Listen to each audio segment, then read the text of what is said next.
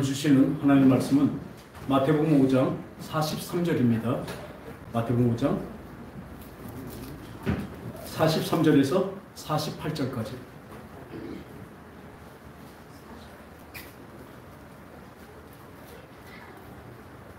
(43절부터) 서로 교독하겠습니다.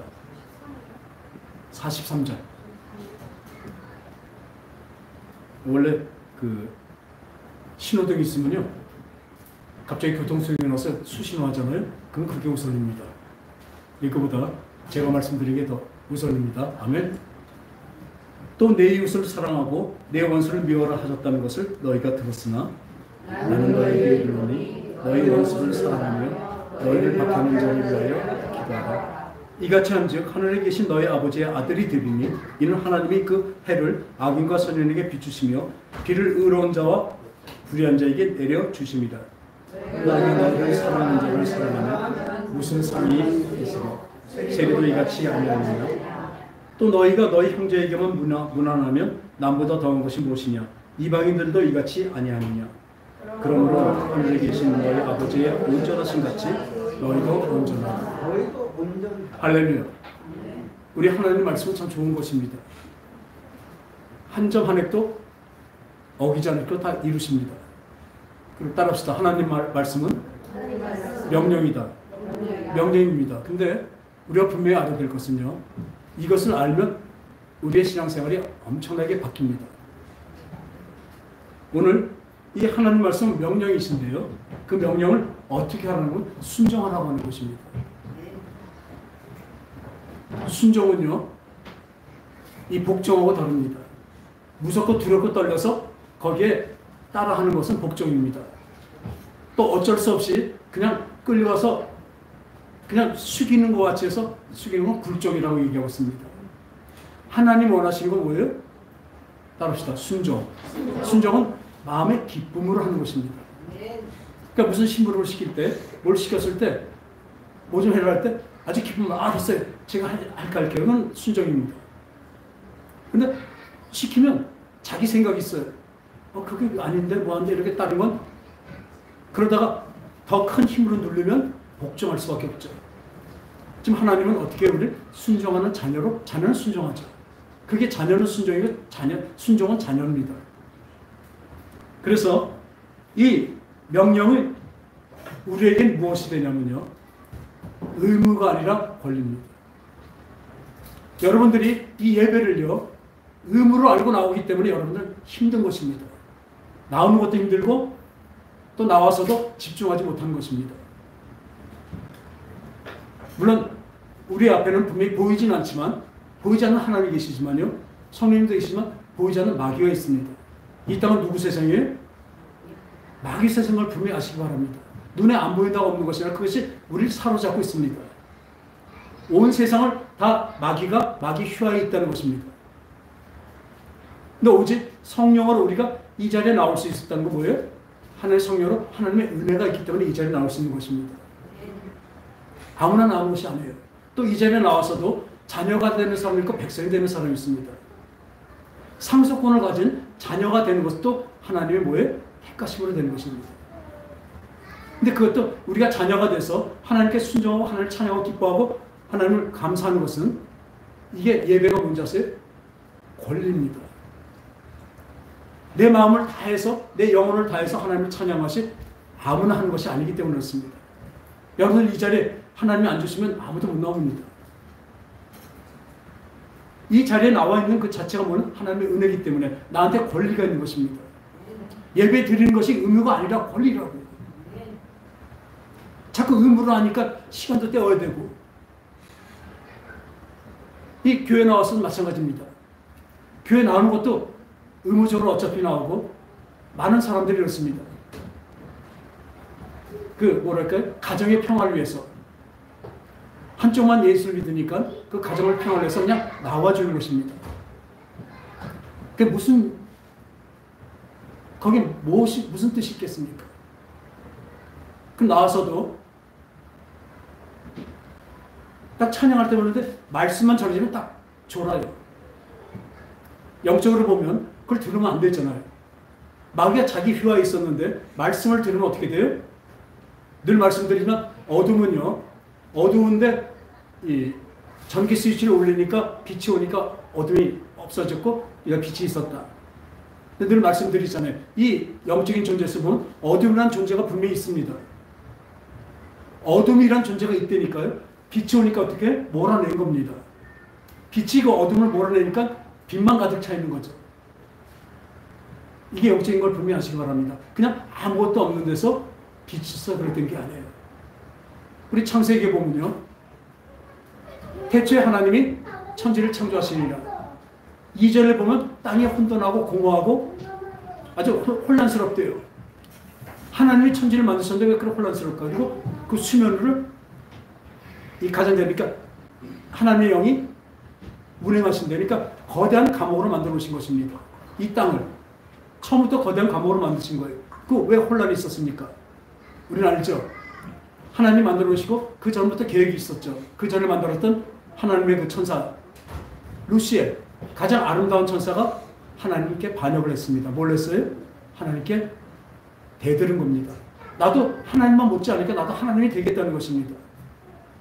사실 더 크게 보면 우리에게 마지막 남은 그 죄가 뭐냐면 그 내가 하나님 되는 죄입니다. 말로는 하나님 만나는 거 막 이렇게 하지만 최고 누구예요? 나 자신입니다. 내 자신을 섬깁니다. 그같이 하나님을 그 대적한 그 루시엘이 뭐가 됐어요? 루시퍼가 되면서 이 2절에 있는 것 같이 예를 들어 흑암으로 떨어진 것입니다. 유다서에 보면 흑암으로 떨어져 가둬놓는다고 말씀하십니다. 언제까지? 마지막 심판 때까지 가둬놓는답니다. 그리고 3절에 보니까 하나님께서 빛이 있으라 말씀하시니까 뭐가 있어요? 빛이 있습니다. 빛과 어둠 모든 것도 다 하나님이 만드신 것입니다. 그럼 왜 어둠의 이 어둠의 세계에 우리를 왜 만들어놨을까요? 왜 여기에 있게 하셨을까요?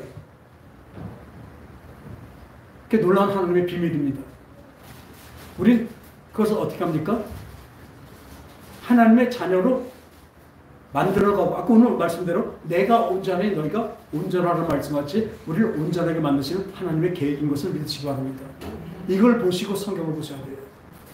하나님은 나를 거룩하게 만들어서 하나님과 똑같이 만들어서 완전한 자녀로 만들어서 함께 사시고 영원히 사시는 게 하나님의 목적이라고요.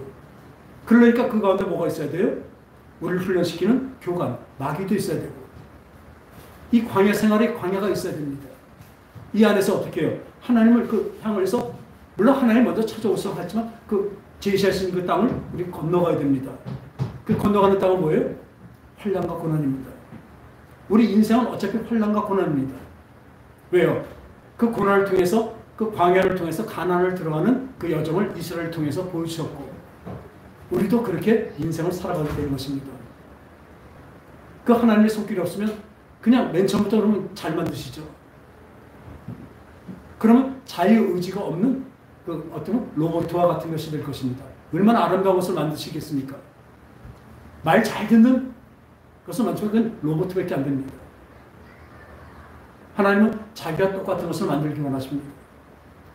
지정의 생각하고 느끼고 또 깨닫고 그리고 또 행하는 것까지 그 지정의가 완전히 하나님과 같이 우리를 만들어 가시기 때문에 이 고난에 있는 것입니다. 그러니까 하나님의 고난을 통해서 환난을 통해서 내가 이 환난을 해서 내가 그걸 참고 견디면서 나가는 것이 아닙니다. 그걸 잘 생각했어요. 환난과 고난을 통해서 하나님이 환난과 고난이 우리를 만들어 간다니까요. 아시겠습니까? 그러니까 환난이 오보다 너희는 기뻐하라고 말하고 있는 것입니다. 나한테 환난이 오면요, 그것을 참고 견디는 것은 인내가 있어야 되지만 그것을 누가 만들어요? 그 환난이 나를 만들고 있습니다. 이 환난과 고난으로 나를 만들어가고 계시다니까요. 지금 환난을 좋아할 사람은 하나도 없습니다. 고난을 좋아할 사람도 하나도 없죠. 그러나 이 환난과 고난을 그게 나를 만들어 간다는 것을 우리는 분명한다면 그 하나님의 뜻이 그 하나님이 어떻게 일하신 것을 우리가 안다면 진짜 깨닫는다면요, 우리는 환난을 겁낼 필요가 없습니다. 어차피 있어야 될 것입니다. 그래서 이 성경에서 말하는 이 말씀들을 보면요, 참 희한해요. 정작 우리에게 이렇게 듣기 기분 좋은 말씀은 10%도 안 됩니다. 나머지는 다 들어서 기분 별로 안 좋고 아주 찝찝한 말씀만 90% 이상으로 가득합니다. 그 복장으로 말하면 복복 그러죠. 축복이 아닙니다. 복입니다. 다시 한번 말씀드리면 축복 자꾸 얘기하다가 잘못 얘기하는 것입니다. 내가 우리 집사님을 위해서 축복할 수 있어요. 그러니까 그 축복 뭔지 알아요? 축복 기도하면 하나님 우리 집사님에게 복 주시옵소서요. 그게 축복이에요. 축복은 빌자입니다. 하나님 복을 비는 겁니다. 이 사람한테 주세요. 그게 축복 기도예요. 근데 우린 자꾸 축복 기도예요. 축복 기도. 하나님 축복해 주셨어. 그러면 하나님이 축복하시려면 어떠신지 아세요? 더 큰 하나님이 계셔야 됩니다. 그분한테 복을 빌어서 더 큰 하나님 여기다 복 주세요. 이제 알면 절대로 쓰면 안 됩니다. 근데 이분에게 복 주시죠. 축복해 주시면 그게 훨씬 더 세 보여요. 왜? 우리의 습관이 잘못됐어. 잘못된 건 절대 쓰지 마시고 그건 방발입니다. 성경에도 아브라함에게 하나님을 찾아서 말씀하십니다. 내가 너를 축복하는 자를 내가 복 주겠고. 성경에 축복 없습니다. 너를 축복하는 자. 그러니까 나에게 축복하는 자에게 내가 복 주겠고 하나님이. 너를 저주하는 데는 저주하리라 말씀하십니다. 성경의 곳곳에서 그 축복이라는 말이 없습니다. 우리 잘못 쓰고 있습니다. 그같이 하나님의 복이 임하는 그 복장. 신명기 28장이죠. 너희가 근데 그 앞에 전제가 하나 있습니다. 너희가 내 말씀을 따르면 나가도 복받고 들어와도 복받고 그게 떡반죽해서 보고 완전히 내 옷도 복받고 다 복받는데요. 어떤 때 하나님의 말씀을 따르고 섬기는. 그런데 그건 14절입니다. 복이 나와 있는 건 14절이에요. 28절. 나머지 64절인가 68절까지 그 나머지 그 많은 건 뭔지 아세요? 저주예요. 네가 나를 따르지 않으면 나가도 저주받고 들어와도 저주받고 떡반죽에서 벌어먹고 뭐 나가다 된통 죽고. 우리 교회 나오는 사람들이요. 어떤 사람들이 많냐면요. 찜찜해서 나오는 사람도 있습니다. 오늘 주일날인데 안 나가니까 주일날 안 나가고 혹시 저 등산 같은 데 갔으면 찜찜합니다. 마음이 좀. 그러다 조금 다치면 아이고 내가 저 교회 안 나가서 이렇게 하나님 때렸구나. 늘 나가서 편하게도 못 다닙니다. 주일날 만일 주일 범하게 보세요. 범한다고 그러잖아요. 안식일을 범하면 예전에는요. 돌로 쳐서 죽였어요. 하나님 법이 그렇습니다. 그러나 지금은 우리 예수님이 부활하심으로 그 부활하신 것으로 주일로 삼고 그 율법이 아니라 진짜 우리가 감사함으로 기뻐함으로 예배에 나오는 것이죠. 근데 그렇게 나와서 나와 있다 보면 또 갈 때 보면 그래도 발걸음이 좀 가벼워요. 왔다 갔으니까. 근데 그게 어떻게 믿음이겠습니까? 그러나 그것까지도 하나님이 역사하신 것입니다. 그것까지도 하나님의 은혜더라고요. 나와서 말씀도 안 듣고 그냥 떠들고 저기 딴 거 보고 그냥 핸드폰 보고 그렇게 하더라도 나와 있는 그 자체가 이미 하나님의 은혜더라고요. 근데 거기서부터 하나님 계속 만드십니다. 하나님은 어떤 분이십니까? 하나님 약속하신 것은 절대로 어기지 않으신 분입니다. 사람은 능력이 없기 때문에 내가 다 약속을 지키려고 해도 그 마음이 다 돼도 내 능력이 없어서 그 약속을 잘 못 지킬 수도 있습니다. 그죠? 사람은 그래요. 약속을 못 지켜요. 진짜 지킬 마음이 다 있어도 능력이 안 돼서 못 지킬 수가 있습니다. 그러나 우리 하나님은 따라합시다. 신실하신 하나님. 그분은 약속하시고 말씀하신 건 100% 지키십니다. 또 그런 능력이 있으십니다. 전 그걸 믿습니다. 그분이 말씀하신 것입니다. 내가 거룩하니 너희도 거룩하라. 너희가 온전한 것 같이 너희도 온전하라. 오늘 이 말씀이요. 어떻게 내 원수를 어떻게 사랑합니까? 당장 누가 나한테 뭐만 말해도 벌써 부르고 올라오는데요. 저는 제가 제 성질이 못됐거든요. 저는요, 뭐 이런 말 하면 그렇죠? 전 부모님한테도 지적 한 번도 안 당하고 살았습니다. 야단 한 번도 안 맞았어요. 그러고 살아오니까 그다음부터 뭐하냐? 딴 건 좀 참겠는데 이렇게 지적하는 건 못 참아요. 참 희한하죠? 어저께 이 말씀을 이 밤에 다 준비하고 쓰려고 했는데 바로 지적하는 말을 듣자마자 그냥 올라와 버리더라고요. 어쩔 수 없는 인간입니다. 목사가 이러니 오늘 이 말씀을 오라래 네 원수를 사랑하라. 그리고 다음 어떤 말씀이 이랬습니다. 네 원수가 줄이고도 먹이고 네 원수가 목마르게 물을 주라는 거예요. 어떻게 그렇게 합니까? 어떻게 그렇게 하냐고요. 오늘 말씀 다시 볼까요? 또 네 이웃을 사랑하라 하고 네 이웃을 미워하라 하였다는 것을 너희 원래 하나님의 그 율법에는요. 원수는 미워하고 이웃은 사랑하라 되어 있습니다. 또 눈은 눈으로 이는 이로 그대로 눈을 뺐으면 눈을 같이 뽑고 팔을 잘랐으면 팔을 자르고 그게 하나님의 그 율법의 코란입니다. 지금도 이스라엘에서 그거 그대로 하죠. 그러나 이것을 하나님의 사랑의 법으로 바꿔주신다는 것입니다. 여러분 우리가 미워하는 거 누구 미워하는 거 내가 사랑해 어떻게 사랑합니까? 잠깐은 됩니다. 한번 해봤잖아요. 우리 참습니다. 한 번은 꼭 참아요. 꼭 이상해요. 참으면요 그쪽 상대편이 조금 수그러지면 역시 그렇구나 내가 참 어떻게 잘했지 이러는데 그렇지 않아요. 뭐 언제나 내가 참으면요 더해요. 저거는 진짜 참아줄 것이 아니야. 저 인간이 아니야. 한 두 번 더 참습니다. 내가 한번 더 참아야지. 근데 세 번째 되면요 참는 게 어떻게 돼요? 가스를 자꾸 눌러놓으면 어떻게 돼요? 나중에 폭발해버립니다. 그게 사람입니다. 그렇지 않은 사람이 없어요. 그 정도의 차이는 있어도요 다 똑같습니다. 그러나 하나님의 말씀 뭐냐면요 원수를 사랑할 수 있는 건 누가 사랑합니까? 내가 할 수 있습니까? 하나님 하실 수 있습니까? 하나님은 하실 수 있습니다. 할렐루야. 그것을 믿는 것입니다. 우리가 말씀에 의지해서 그러니까 베드로가 밤새도록 고기를 잡았는데 베드로는 뱃사람입니다. 베테랑입니다. 이 사람이 밤새도록 고기를 잡았는데 한 마리도 못 잡았어요. 근데 예수님이 오셨어요. 고기가 있느냐? 없습니다. 네 깊은 데로 그물을 내리래요. 한번 생각해 보세요. 배 잡는 거는 고기 잡는 건 누가 베테랑입니까? 누가 전문가입니까? 베드로죠. 예수님은요 오셔서 목수로 살았습니다.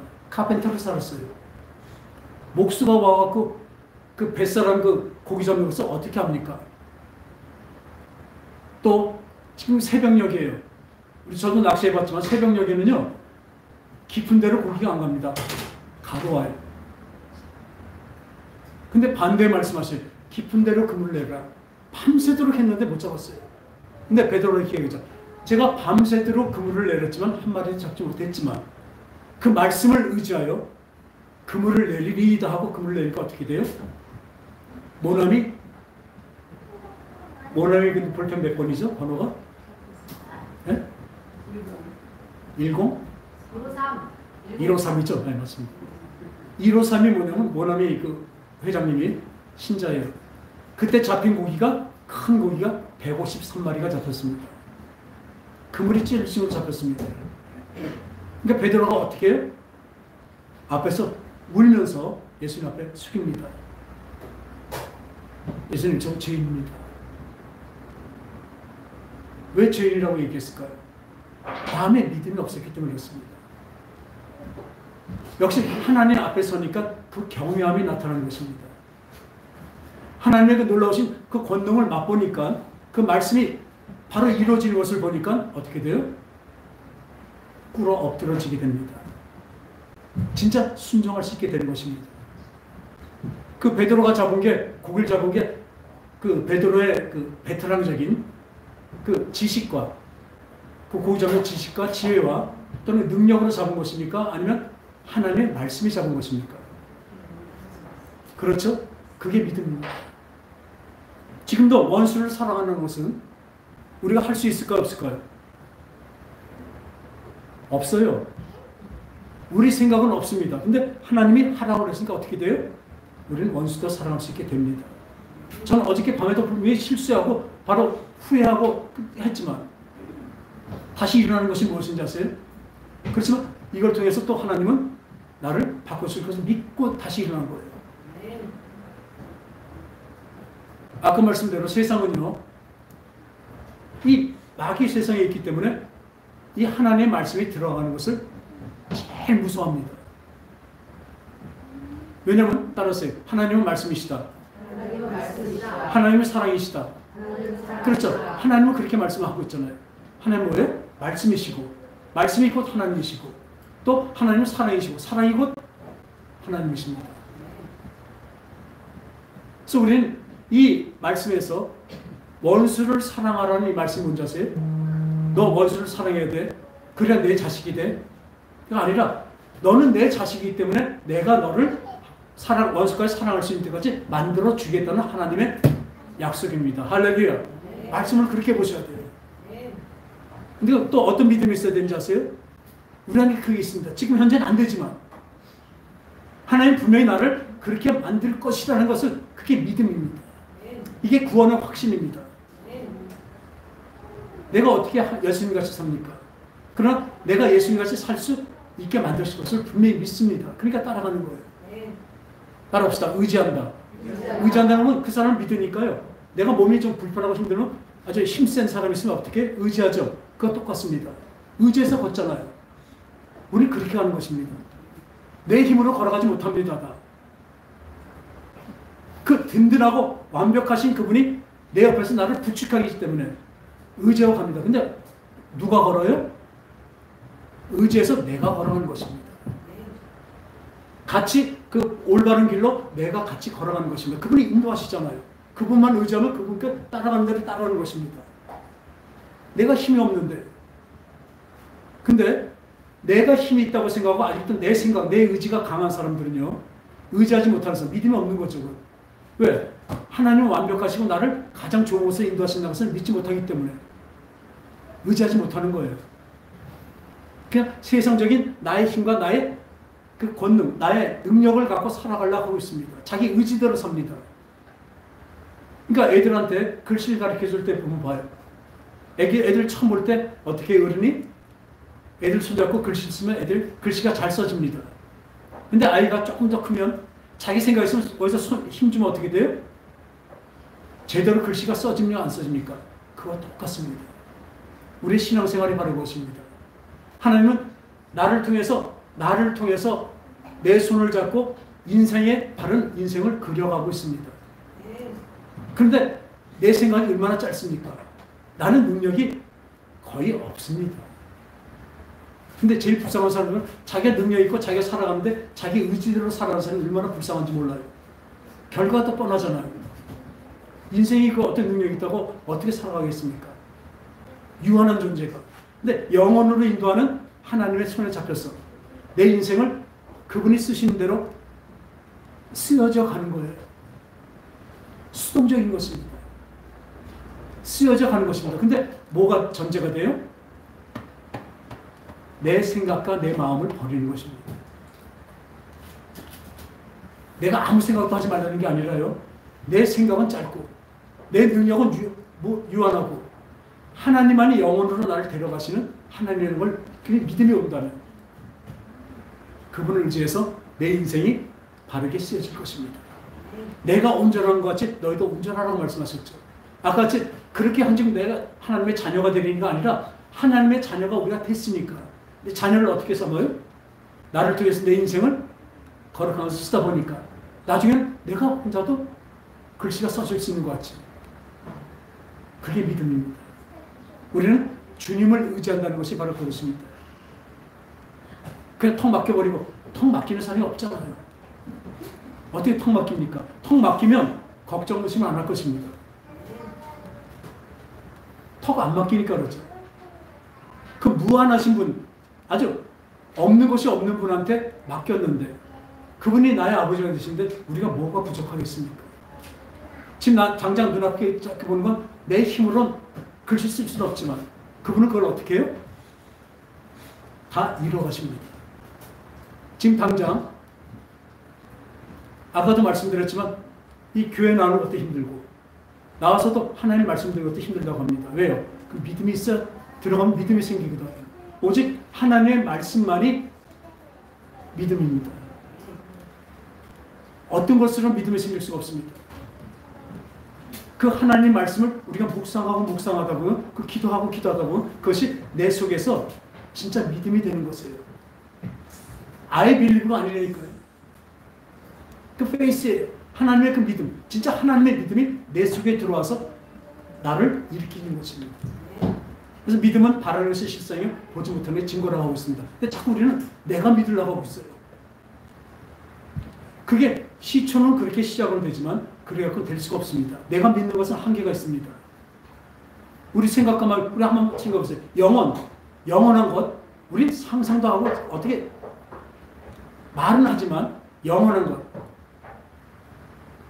애들이 모른다니까요. 어떻게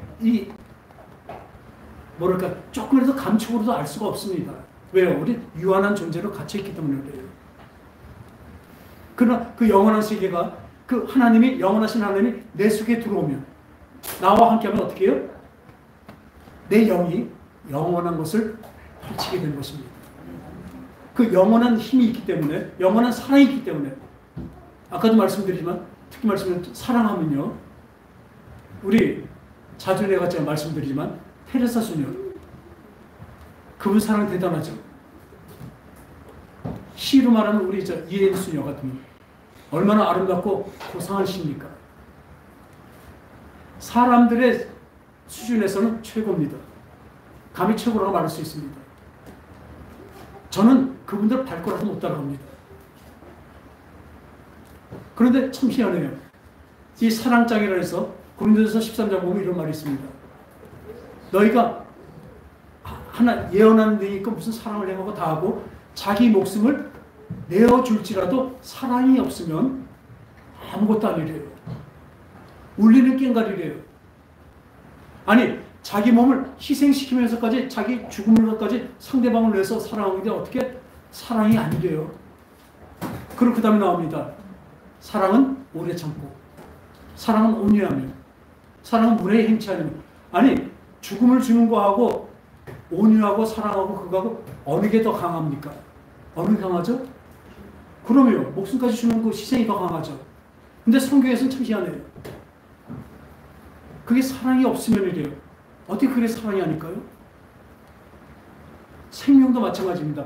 성경에서 말하는 생명, 하나님 말씀 생명 따라합시다. 영원한 사랑, 영원한 생명. 그것을 얘기하고 있습니다. 우리는 영원한 생명, 영생을 지금 우리가 논하고 있고 그것을 영위하고 있는 것입니다. 이 성경에서는 영원한 것을 얘기하고 있죠. 우리 유한한 곳에서 그것이 사랑이 아니라는 것이에요. 우리가 말하는 이런 사랑이 아니라는 것이 아니라 하나님 말씀하신 영원한 사랑이 아니라는 것입니다. 그러면 어떤 것인가요? 사랑은 오래 참고 어떤 것을 위해서 오래 참는 것이 사랑일까요? 영원한 생명을 위해서 오래 참는 것이 사랑이라고 얘기했습니다. 앞에 영원함을 꼭 붙이기 바랍니다. 참 힘든 얘기예요. 전에도 한번 얘기했지만 우리 비유를 하면 영혼은 어떻게 합니까? 경부고속도로까지 한 470km가 돼요. 그게 만일 또 비유가 안 되면 그게 영혼이라면 우리가 지금 사는 이 100년 사는 여기가 어떨까요? 예전에는 우리가 말할 때 7, 80년 얘기했는데 벌써 우리 어머니가 94세이고 우리 장모님 91세다 보니까 100세 이상으로 말하게 돼요. 그렇죠? 100세, 110세 사는 건 볼펜점 하나밖에 안 된다니까요. 그걸 인정하시라고요. 여러분에게 볼펜점 하나도 안 되는 그 인생을 어떻게 막 바꿔주시려고요? 경부고속도로 그 470km 넘는 그 아주 상상할 수 없는 그 길이를 그런 영원함을 우리에게 주시려고 한 것입니다. 그렇게 같이 사시려고 하나님 우리를 이렇게 이 땅에 이렇게 고난을 받게 만드신 거예요. 근데 우리는 자꾸 여기서 어떻습니까? 이 땅에서만 잘 살라고 생각하고 있어요. 그는 우리가 인생이 끝날 땐 다 끝나버립니다. 저도 이 땅이 그냥 끝난다면, 우리 친한 친구가 있는데 그 집안은 다 기독교 집안이에요. 그 어머니도 진짜 권사님이시고, 그 형님은, 큰 형님은 우리나라에서 아주 유명한 신학자시고 목사님이셨어요.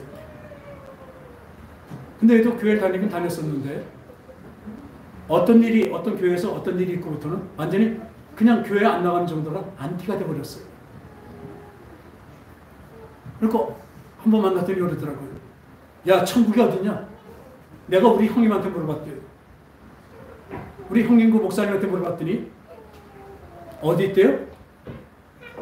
이 천국이 있는 게 아니라 우리 지금 마음속에 있대요. 그러니까 지금 우리가 편하고 아주 기분 좋게 사는 그게 천국이래요. 예? 아, 노mem이죠. 네, 깜짝 놀랐어요. 천국만 얘기하니까 안 해나셨어요. 그죠? 그러고 얘기해요. 그래서 저는 이렇게 생각한 거예요. 네가 잘못 들었을 거다. 아마 목사님이 천국이 없다고 하는 목사님이 어디 있겠냐. 누가복음 보면 하도 하늘나라 갖고 막 얘기하니까 하늘나라가 여기 있다 저기 있다 아니라 이미 너의 마음속에 있느니라요. 우리는요, 하늘나라 죽어서 하늘나라 가는 게 아닙니다. 그 하늘나라를 끄집어서 지금부터 시작되는 거예요. 우리 마음속에 하늘나라가 시작됐다니까요. 하늘나라가 지금 시작돼서 가는 것입니다. 그것을 예수님께서 말씀하시는데 그 목사님이 그렇게 얘기하신 걸 네가 잘못 들었을 거다. 아니야. 분명히 천국이 없다고 했어.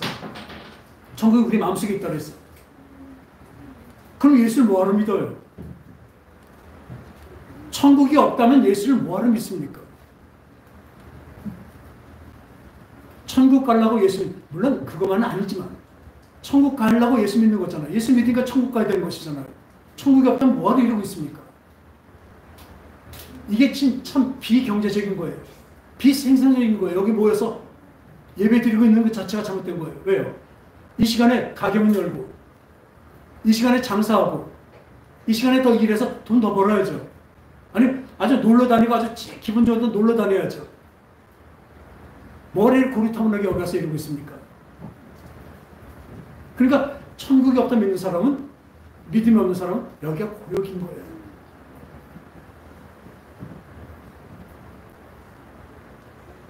그러니까 그 사람은 끝이 뭐예요? 그냥 인간이 끝나면 그냥 끝나는 거예요. 천국이 없으니까. 근데 과연 그럴까요? 진짜 그때 없어진다면, 천국이 없다면, 그러니까 사도 바울도 나에게 부활이 없다면 내 이 생활이 어떻게 되겠냐. 왜? 사도 바울은 그 전에 하나님 믿는 그 여호와 하나님 믿는 그 율법 안에서 유명하고 대단한 사람이었거든요. 집안도 아주 그 율법적으로 아주 좋은 집안이었었거든요. 또 로마 시민이었었어요. 근데 예수님을 만나보니까 어떻게 돼요?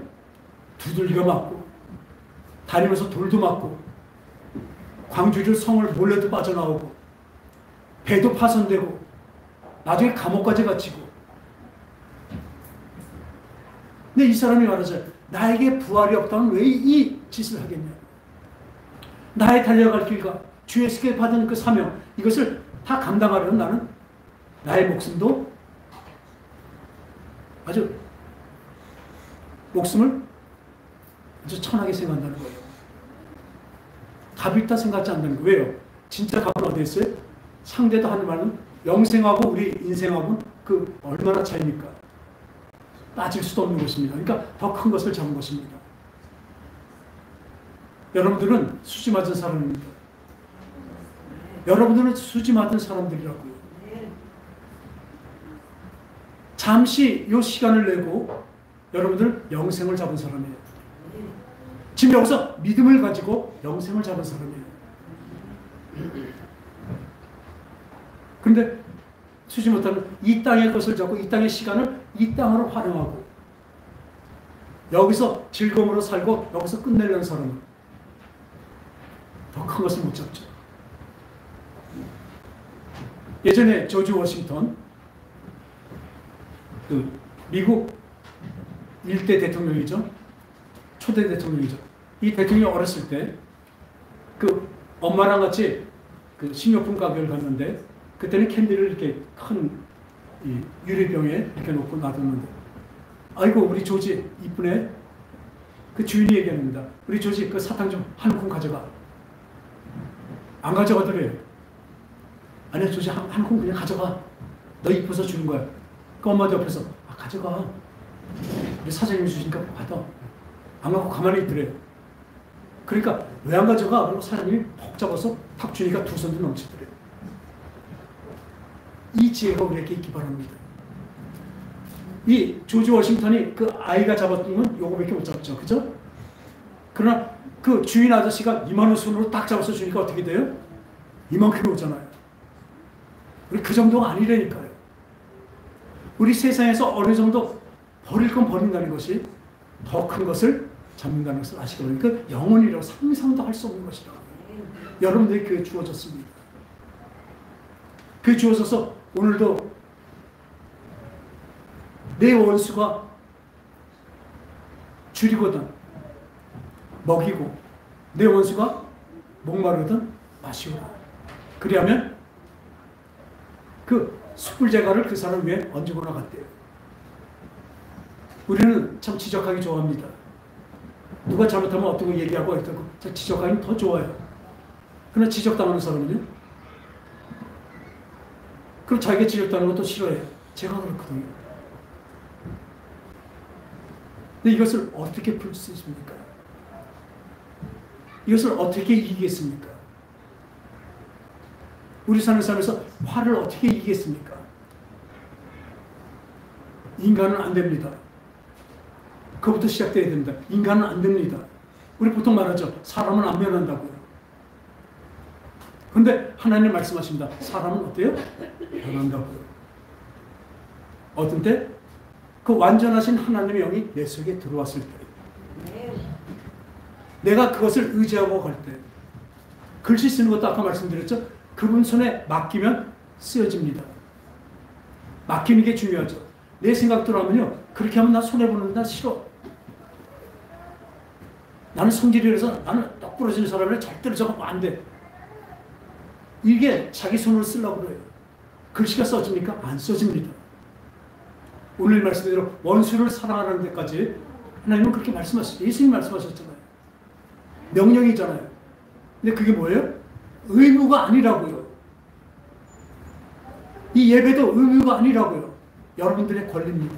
아무나 이 자리에 와서 하나님께 예배드리는 것이 아니에요.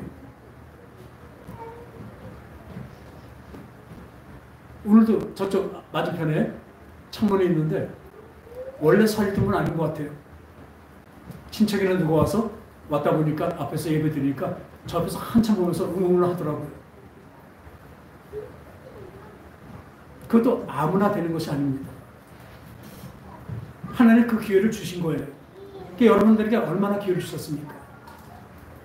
하나님은 찾아오셨어. 왜? 내가 찾아갈 수가 없으니까. 세상의 종교와 세상의 철학들은 내가 찾아가서 내가 그 정점에 가려고 하는데 그것은 다 실패하게 되어 있습니다. 그것은 뭐예요? 인생은? 인생이 어떤 것이가 물어본 것이 철학인데 그것은 뭐예요? 허무입니다. 헛되고 다 철학이 그렇게 끝날 수밖에 없습니다. 그러니까 우리 이 끝나는 인생 그냥 좀 즐겁게 살자. 나중에 그렇게 해서 재미로 끝나버려요. 어떻게 하면 더 즐겁게 살까? 근데 우리는 어떻게 얘기해요? 이 땅에서 어떻게 하면 저분을 의지하고 저 땅으로 영원한 것을 할까? 그것이 믿은 것을 하시기 바랍니다. 그것을 우리에게 지금 허락하시고 함께 하십니다. 지금도 주님께서 다 인도해서 이 자리에 왔습니다. 주님을 의지하십시오. 그분을 의지하지 않고서는 우리에게 진정한 행복이 있을 수가 없습니다. 어떤 이 세상의 행복도 얼마나 갑니까? 암만 좋은 옷을 입어도 한두 번 입으면 또 벌써 별로예요. 한번 보세요. 뭐든지 그렇습니다. 암만 좋은 음식도 먹고 나면 어때요? 여러 번 먹으면 또 물려요. 그러나 하나님의 생명, 하나님과 그런 영혼은요, 물리는 것이 아닙니다. 영원한 것입니다. 저는 다시 한번 서로 다짐하겠습니다. 그 하나님의 성령으로 우리를 거룩하게 만들어 주신대요. 풍선에 헬륨가스를 넣으면요, 풍선이 크든 작든 무늬가 어떻든 간에 헬륨가스를 넣으면 뜹니다. 할렐루야. 그것입니다. 하나님의 그 헬륨가스 그 믿음이 나와 함께 있으면 내가 어떤 처지고 어떤 믿음이 크건 작건 어떤 내가 모양이 어떻든 간에 나는 뜨게 되어 있습니다. 그러나 내 생각으로 많이 큰 풍선, 아주 아름다운 풍선을 해놔도 내 입으로 부르는 것은 암만 세게 불어나고 팽팽하게 불어나도 어떻게 뜹니까? 못 뜹니까? 못 뜹니다. 분명히 아시기 바랍니다. 우리는 하나님의 그 헬륨가스를 받은 사람의 성령으로 우리는 천국에 갈 것입니다. 지금 하나님이 이끄시는 대로 우리가 지금 그 신앙생활은 어때요? 그래서 권리입니다. 의무가 아닙니다. 여러분 하나님을 섬기고 따라가는 것이 어렵다고 생각하지만 그것을 권리로 생각하는 사람, 나에게 주신 하나님의 권리다, 나에게 힘 주셨다, 이 권리가 있는 사람에게는 쉽고 가벼운 것입니다. 그래서 이 말씀으로 마치겠습니다. 예수님께서 그러죠. 수고하고 무거운 짐진 자들아 다 내게로 오라. 내가 너희를 쉬게 하리라. 다들 여기서 끝나버려요.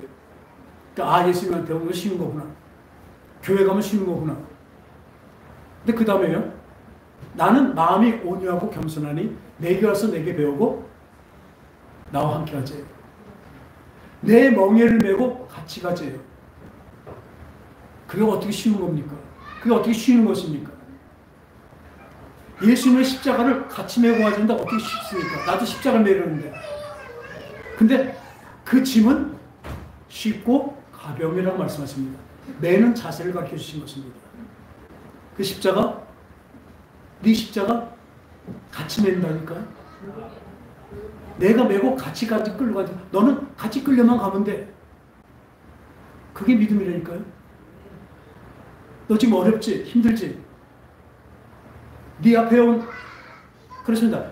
특히 내 옆에 있는 사람, 나를 귀찮게 하고 힘들게 하는 사람이 얼마나 많습니까? 그게 뭐예요? 내 십자가입니다. 근데 예수님 말씀하십니다. 그 왼수도, 우리 저 부부끼리 그러지 옛날에 할머니 하나 보면 저 왼수. 근데 왜 그 왼수하고 살아요? 그 왼수라는 속에는 사랑이 들어있는 것입니다. 죽일 왼수라는 게 아니라, 아이고 저 왼수 하지만, 아니 전라도 말로는 참 무서워요. 자기 자신한테 저 오사라는 놈, 다섯 쪼개서 죽일 사람이래요. 전 뭐라고 또 무슨 놈? 무슨 놈? 아주 별욕을 다 해요. 근데 그게 들어도 무섭고 막 헛발리는 게 아니라 정감이 있는 거잖아요. 그 말 자체는 안 되는 말이지만 그 사랑이 있기 때문에 그런 거예요. 내 옆에 있는 그 사람이 왜 그렇게 했습니까? 누가 나를 시험하는 말을 할 때 왜 그랬습니까? 나를 만드신 하나님의 손길이라고요. 그 사람을 사랑할 때까지 만들어주신다는 것입니다. 할렐루야! 한번 생각해 보세요. 내가 지금 나한테 제일 거북하고 별로 안 좋은 사람이 누군가? 있죠? 없어요? 없으면 예수님입니다. 우리 김 집사님 없어요? 없어요? 그래요. 그러니까 이 나에게 그 징계로 와요. 고난을 온 게 있으면 이렇게 말합니다. 그게 없으면요 하나님의 자식이 아니래요. 하나님의 자식이 아니래요. 자식이 자꾸 징계하고 훈련시키지 않는데 제대로 자랄 게 없잖아요. 그죠? 나무도 가지치기를 해주면서 제대로 해야 잘 자라는 것 같이. 하나님은 그렇게 우리한테 하기 때문에 이 비유나 어떤 가지치기 하는 걸로 우리에게 그런 사람도 주고 그런 환경을 줍니다. 그것을 어떻게 이겨나가요? 그냥 참으려고 그러면요 못 참습니다. 아까 말한 대로 참다 보면 이게 참는데도 우리 뭐가 있다고요? 한계가 있죠. 그냥 참는데도 한계 있어요. 내가 참아봤더니 저래. 거기서 끝나버립니다. 그럼 우리는 어때요? 참는데 한계가 없습니다. 누가? 하나님이. 그분이 나에게 그걸 주신 거예요. 저 사람도 저것도 이 환경이 나쁜 것도 하나님이 나를 주시고 날 만드시는 거룩하게 만드시는 하나님의 손길이에요. 그게 없으면 안 되기 때문에 그걸 주신 거거든요. 하나님의 사랑이라고. 그러니까 그걸 견뎌낼 수가 있는 것입니다. 그것을 넘어갈 수가 있는 것입니다. 참는 것이 아니라. 그래서 기도하는 거예요. 하나님, 저 왼수 어떻게 해요? 기도하시기 바랍니다. 저 왼수 어떻게 해요? 참고 참으니까 더해요. 어떡하죠? 그럼 하나님이, 그래 헤어져. 저거 죽여버릴까? 그러시겠습니까? 예, 나 함께 참자. 넌 못 참지만 내가 참을 힘 줄게. 그럼 숨 한번 들이쉬고, 그래요 하나님, 내가 성내고 화냈는데 한번 참아볼게요. 도와주세요. 이런 기도가 되길 바랍니다. 먼저 어떻게 해요? 내가 참아볼게요. 도와주세요. 하나님은 거기까지 우리를 만드십니다. 내가 사랑해 볼게요. 안 되지만 사랑해 볼게요. 그 안 되는 것을 주님이 하실 것을 믿습니다. 그래서 우리는 원수를 사랑하기까지 할 것입니다. 그런 권리를 받은 사람입니다. 우리 예배도 이 기도하는 것도 의무가 아니라 기도할 수 있으니까 그렇게 기도하잖아요. 그분한테 기도할 수 있으니까 우리 기도하죠. 그분한테 해결해 줄 수 있으니까 기도하죠. 하나님 도와주세요. 나 그렇게 해볼게요. 기도하겠습니다. 하나님, 우리 삶에서 우리 인생이 하나님의 말씀대로 살아가기가 너무나 힘듭니다. 하나님의 그 명령대로 살아가는 것은 그 의무가 너무나 벅찹니다. 그래 어떤 때는 예수 안 믿었으면 편하겠다 생각한 적도 있었습니다. 그러나 하나님 말씀하십니다. 내가 너를 그렇게 만들고 이끌어가겠으니 나만 의지하고 따라와라. 내가 영원한 세계로 나의 자녀답게 너도 온전히 만들어주겠다고 하나님은 약속하셨습니다. 그 약속의 말씀을 믿습니다. 주님 감사합니다. 주님 감사합니다. 우리 모두에게 그 하나님의 성령으로 이 깨달음 있게 하시고 이 생각과 마음 있게 하시고 언제나 주님을 의지해 기도하여 모든 것을 해결받는 우리 모두 되게 하여 주시옵소서. 하나님은 온전히 쉬지도 않고 주무시지도 않으시며 온전히 나를 향해서 늘 눈을 크게 뜨시고 나를 잡고 계신 것을 믿습니다. 하나님 감사합니다. 거룩하신 예수님 이름으로 기도합니다. 아멘.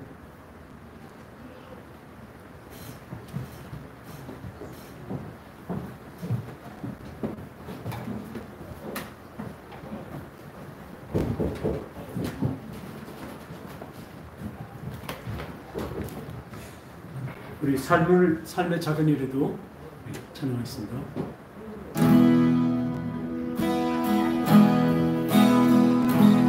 삶의 작은 일에도 그 마음을 알기 원하네. 좋은 일을 하기 원해. 나의 작음을 알고 그분의 크심을 알고 깊은 길로 가기 원하니. 삶의 작은 일에도 삶의 작은 일에도 그 마음을 알기 원하니. 좋은 길로 가기 원해. 나의 작음을 알고 그분의 크심을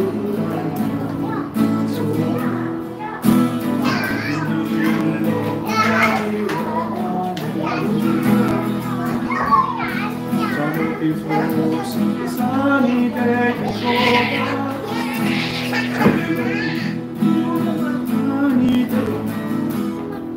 내가 다른 길만 비추기보다는 나의 길을 비춰준다.